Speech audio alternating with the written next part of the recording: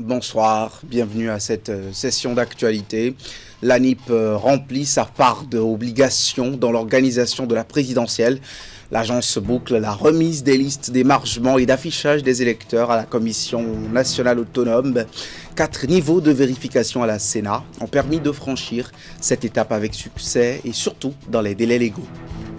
Double installation des structures de base du fan club Waro 26 dans le Zoo.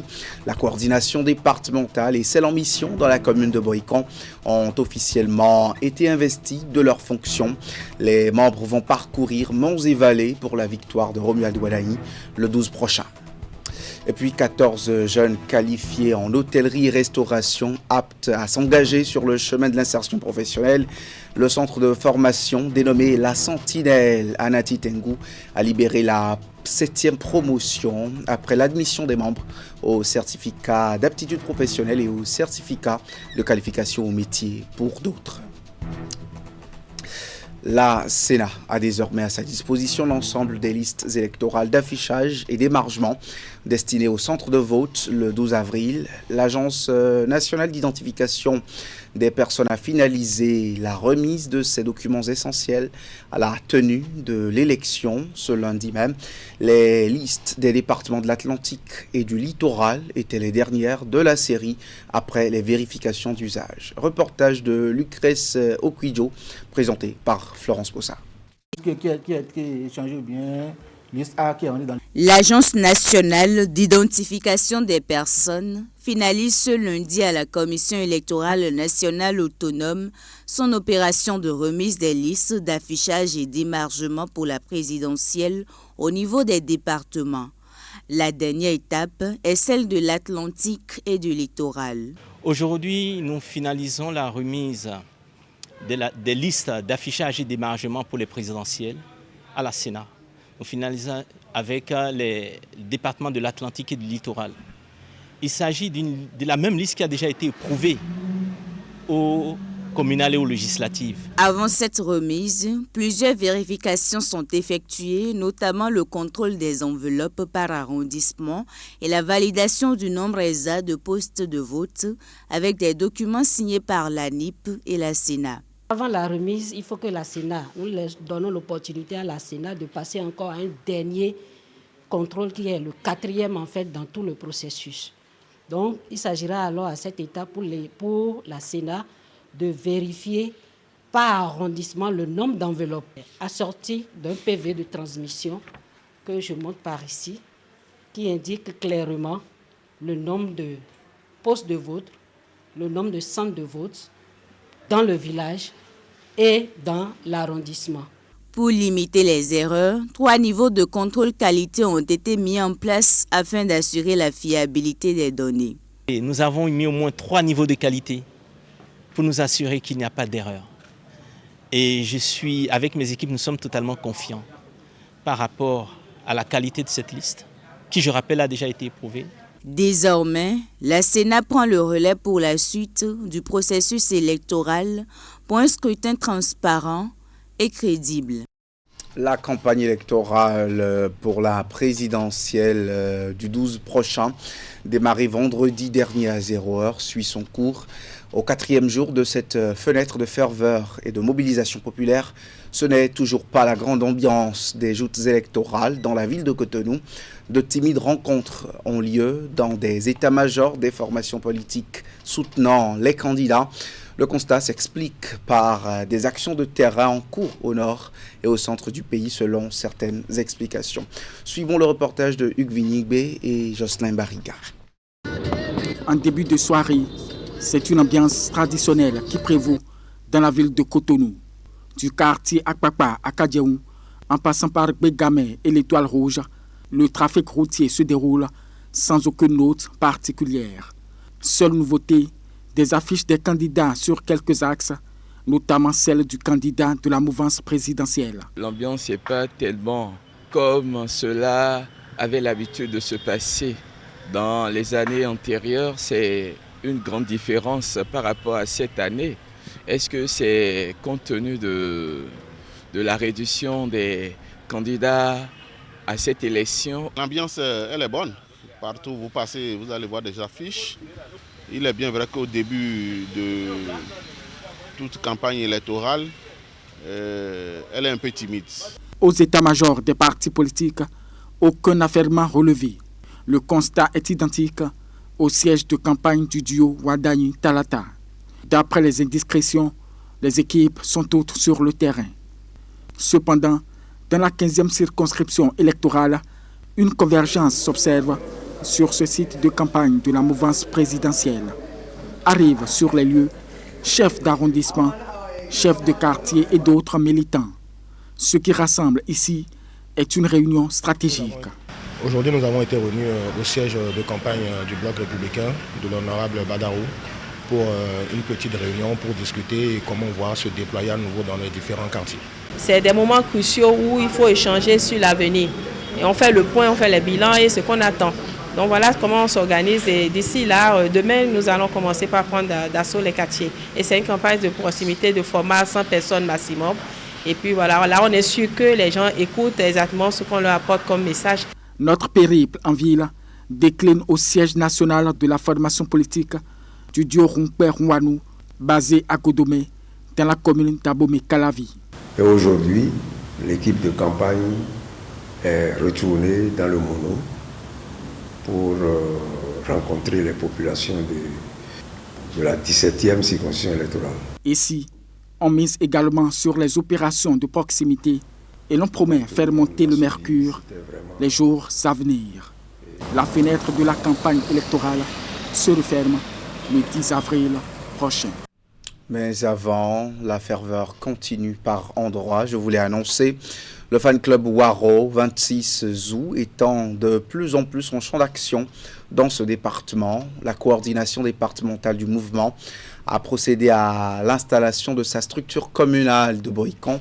La cérémonie a été l'occasion de repréciser les objectifs du Creuset et réaffirmer l'engagement de travailler pour le plébiscite du duo de la mouvance présidentielle. Hélène Moussou. La transformation profonde qu'a connue le Bénin ces 10 dernières années sous la gouvernance du président Patrice Talon ne fait plus débat.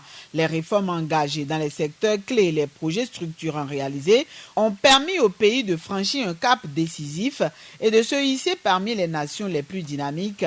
Le fan club Waro 26 Zou estime que l'élan enclenché doit se poursuivre avec le duo Wadayi-Talata afin de consolider les acquis et amplifier les progrès déjà amorcés. Le choix porté sur le duo Bomia Wadayi, Mariam Chabi Talata s'incarne désormais dans un projet clair, une vision affirmée, un leadership éprouvé. À l'issue de cette installation, nous avons pour responsabilité de travailler pour une victoire écrasante de notre duo candidat Wadayi Talata en faisant voter massivement nos militants et militants le 12 avril prochain. Dans cette optique, le Creuset multiplie les initiatives sur le terrain. Fidèle à sa mission, il poursuit la mise en place de ces coordinations à travers tout le territoire national. À Boïkan, cette démarche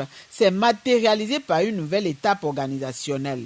Notre engagement est de bien sensibiliser la population pour qu'ils sortent massivement le 12 prochain. Notre objectif est que notre candidat Wadayi soit notre futur président en 2026, avril 2026, avec un fort taux. L'objectif est clair, structurer un réseau solide, actif et durable capable d'accompagner la dynamique Waro bien au-delà des échéances électorales en renforçant la présence du mouvement dans chaque commune. En éducation maintenant, après les étapes de Parakou, Boïkan et Ouida, le ministre conseiller à l'enseignement technique et à la formation professionnelle était à Natitengu ce mardi. Expédie Wessou a constaté le démarrage effectif du chantier de construction du lycée scientifique moderne de la ville, chef-lieu du département de la Takora. Après avoir visité le chantier qui s'étend sur 16 200 hectares, le ministre conseiller est reparti satisfait. Alassane Harouna.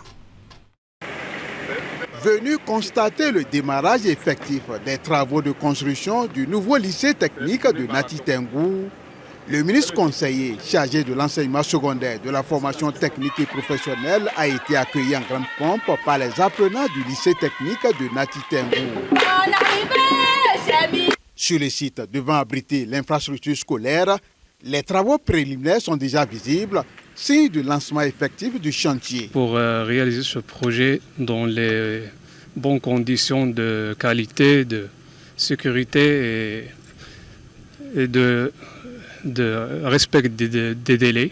Nous pouvons dire maintenant, sans risque de nous tromper, que les lycées scientifiques modernes seront une réalité, puisque nous avons vérifié par nous-mêmes que les travaux ont effectivement démarré.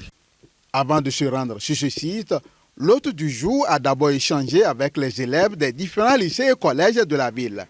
Tel un bon père devant ses enfants, l'autorité ministérielle les a exhortés à s'intéresser davantage aux matières scientifiques, soulignant leur importance dans un monde de plus en plus dominé par les nouvelles technologies.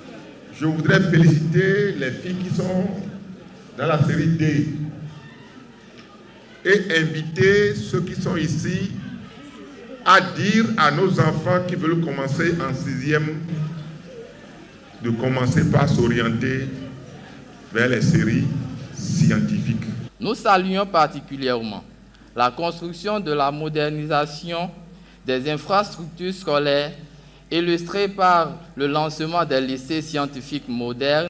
La construction de ce lycée scientifique moderne s'inscrit dans la dynamique de promotion des filières scientifiques et techniques essentielles pour relever les défis du développement à l'aide des nouvelles technologies. Toujours à Nati Tengu, le centre de formation professionnelle La Sentinelle met sur le marché de l'emploi une nouvelle vague de jeunes qualifiés. La cérémonie officielle de sortie de la 7e promotion s'est déroulée dans une ambiance à la fois solennelle et festive.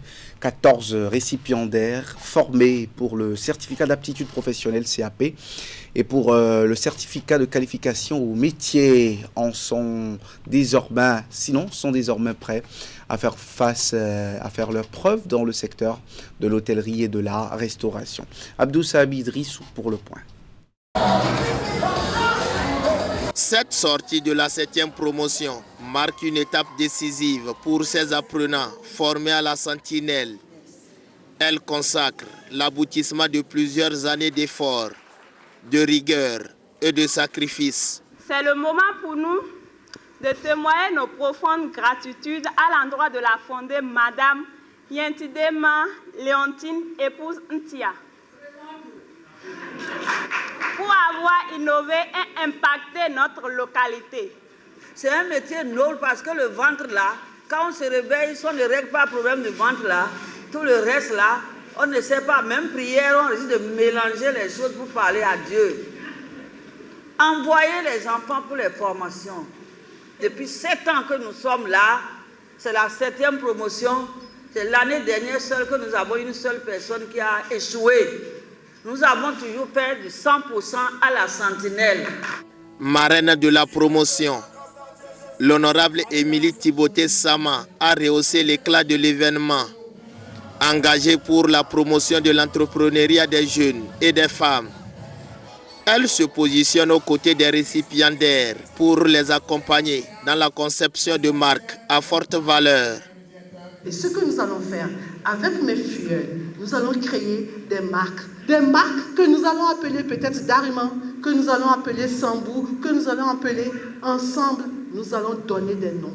De telle sorte à ce que le fonio qui soit ici, le fonio de l'Atakora, se retrouve dans les grandes surfaces, non seulement à Cotonou, mais à l'extérieur.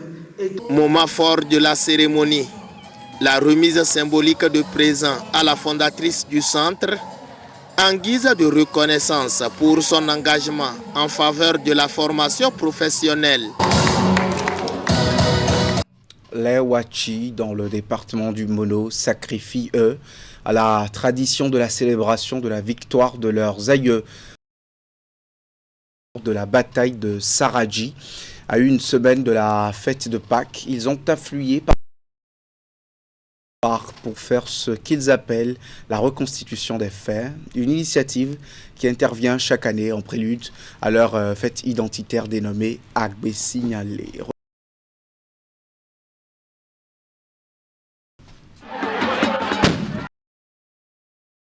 Face du monde, bravoure du peuple Wachi. L'histoire a commencé ici à Saradji, village situé à quelques encablures du centre-ville de Komin. Ici, vaincu les troupes du roi Béanzin. Nous louons leur bravoure. C'est la bravoure du peuple Wachi que nous célébrons aujourd'hui. J'avoue que c'est un rituel qui doit faire connaître au peuple Wachi que nous sommes venus de quelque part et que ce rituel, on doit pérenniser ça. Pérenniser l'histoire et le rituel consacré a été respecté. La consultation de l'oracle a révélé le signe Djogbe qui donne libre cours aux festivités cette année. Plusieurs tableaux artistiques et culturels ont été présentés à l'assistance pour retracer les faits liés à ce passé du peuple Wachi. Et ceci sous les yeux de témoins insoupçonnés. C'est la présence d'un fils d'Afrique qui vient d'une contrée et qui va à la rencontre d'une autre. Tout comme cette figure emblématique de la presse africaine, des gens sont venus de bien d'autres pays d'Afrique et de l'Occident pour vivre l'événement. Un événement qui ouvre le bal des festivités des retrouvailles fraternelles à Gbessignalé. Et aux côtés du festin, les responsables misent toujours sur la promotion du capital humain. Nous faisons des projets d'impact communautaire. Cette année, nous sommes allés vers les PME. Nous avons formé des PME dont 50 ont été récipiendaires et on va les suivre pour le développement de leurs activités, les activités économiques de la commune de Komin, de la communauté Wachi. Conférences, débats, espaces sportifs, volets santé, messe d'action de grâce, bref, la célébration de ces retrouvailles, vieille déjà de 67 ans, s'annonce encore bouillante cette année. L'apothéose, ce sera dimanche prochain, jour de la fête de Pâques. Les responsables, eux, ont battu le rappel de tous les Wachi du monde pour une semaine de communion. Culture toujours, les ressortissants de l'ère culturelle Otamari portent des réflexions sur la préservation et la valorisation de leur identité culturelle, le Koutamagou. Les échanges ont été tenus au 19e séminaire de la Commission nationale linguistique d'Itamari, qui a également réuni la diaspora et des délégations venues du Togo voisin. L'assemblée de ce week-end à Nata, dans la commune de Bukumbe, a lieu 48 ans après la création de cette commission linguistique, expression de l'engagement des Batamba-Ripais à valoriser leur patrimoine commun. Alassane Arouna. Koutamaku, mutation contemporaine et préservation identitaire, c'est le thème autour duquel les fils et filles de l'ère culturelle Otamari vont porter leurs réflexions à l'occasion de ce 19e séminaire de la Commission nationale linguistique d'Itamari. Actuellement, nous sommes face à un défi. Et le thème qui a été retenu pour ce séminaire est évocateur de notre défi. Que faut-il faire face aux besoins de modernité et du développement et la nécessité de garder notre patrimoine? Au cours de ces assises qui se tiennent 48 ans après la création de cette commission, les participants auront pour mission principale de relever les défis liés au patrimoine du Koutamaku, aujourd'hui menacé de disparition. Leurs échanges porteront notamment sur les mécanismes à mettre en place pour assurer la sauvegarde et la valorisation de cet héritage culturel. Aujourd'hui, plusieurs défis se dressent devant nous. Le premier, et non des moindres, concerne la préservation de nos habitats traditionnels, les célèbres tatas. Ces symboles forts de notre identité sont malheureusement en voie de disparition progressive. Notre participation à ces assises constitue une opportunité de renforcer la coopération transfrontalière. Parmi les commissions linguistiques sœurs invitées à cette assemblée figure la commission Waba. À travers ce séminaire, les acteurs culturels réaffirment ainsi leur engagement à faire du Koutamaku un symbole vivant de résilience culturelle face aux défis du monde contemporain. Le ministère des Sports honore les femmes sportives. C'est avec ce reportage qu'on va clôturer cette édition. Dans le cadre de la célébration de la Journée internationale des droits des femmes, elles ont eu droit à une journée de réflexion, une manière de célébrer et de valoriser les performances de ces femmes dans leurs diverses disciplines. La célébration a connu la participation de grandes gloires du sport féminin béninois. Florence Bossa nous en donne les détails. Elles se sont massivement mobilisées pour la circonstance. Des femmes du monde sportif béninois célèbrent en différé la Journée internationale des droits de la femme. Une initiative du ministère des Sports qui vise à rassembler les différentes actrices autour d'un moment de reconnaissance, de sensibilisation et de valorisation des performances ainsi que leur engagement dans le sport.